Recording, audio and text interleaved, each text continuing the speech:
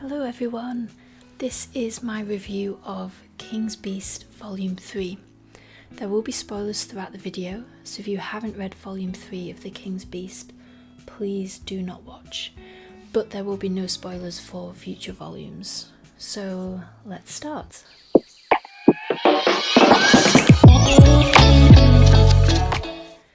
We have another very pretty front cover for this series, but much darker this time with dark purples and blues.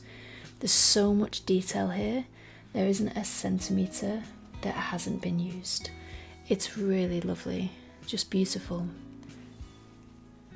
I thought it was a shame at the beginning that there were no panels dedicated to Tenyo and Ocean's conversation at dinner.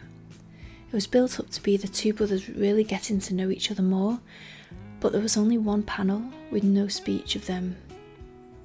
They were just drinking. I thought it was a shame, bit of a wasted opportunity to get to know Ocean a bit more, maybe have some political talk going on about the kingdom, inside the palace, that kind of thing. Although after their talk, I did find it funny how Taihaku is like, nope, not my problem, I'm going to leave Rangetsu in this problem. And then he leaves. That was funny. The situation where Prince Tenyo goes off with a prostitute, I mean, okay, it's revealed later on that he picked up information from her, but still, I can understand why Rangetsu was frustrated with him. She sees the brothel as a prison for female Ajin, so to see Tenyo taking part in it is hardly a positive point towards his character. I did wonder at this point if Tenyo knows that Rangetsu is a girl, because Sogetsu was friendly towards him, and maybe he talked about his sister with him. But then, does Prince Tenyo think Rangetsu's Sogetsu's cousin? I genuinely cannot remember, so I'm not sure. That might just be a theory that's completely wrong. But between Rangetsu being more trusting of Tenyo and the loose lips from the alcohol, the dream sequence is very effective in creating confusion in Rangetsu's mind. Her facing her younger self, who is far more cynical and far less willing to trust, I thought was a really great scene, and it reminds us that whilst it feels like she's relatively safe now, I don't read this volume thinking, oh no, she's in lots of danger. The sequence does remind us that she has a past, and that was hard as she was surrounded by people she could not trust. And she still has that side of her, obviously, and that dream sequence of her younger self works really well as a reminder to the readers that she can't just trust people easily, and it makes it more understandable when, despite her and Tenyo reaching an understanding, that she'll stay by his side through it all, with him fighting for Ajin rights. She tells him that should he betray her, she will kill him. And I thought that was a great conclusion, and some real understanding of each other there.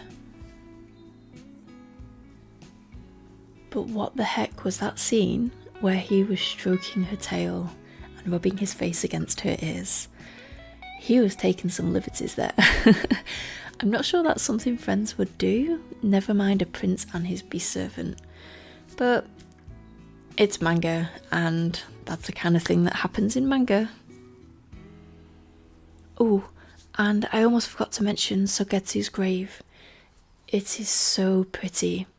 It was really kind and thoughtful of Tenyo to choose such a pretty grave for him, because I'm not sure other people would be that thoughtful and respectful towards him, and it truly shows that Tenyo did care about Sogetsu.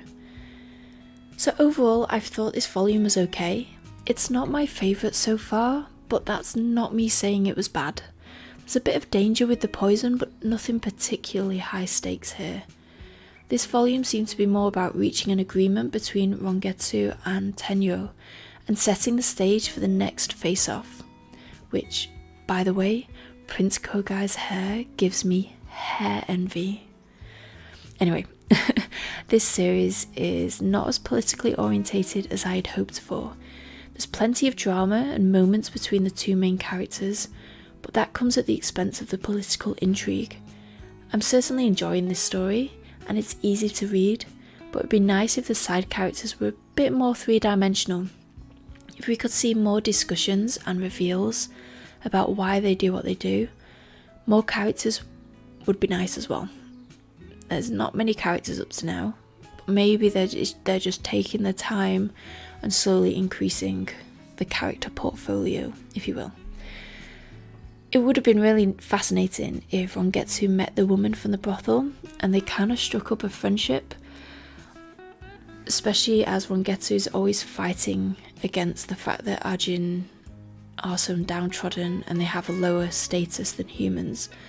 Whereas it would have been quite interesting, this woman has obviously accepted her role, not her role in society, but her status in society, and she's actually flourished in that brothel, in that situation she's found herself in.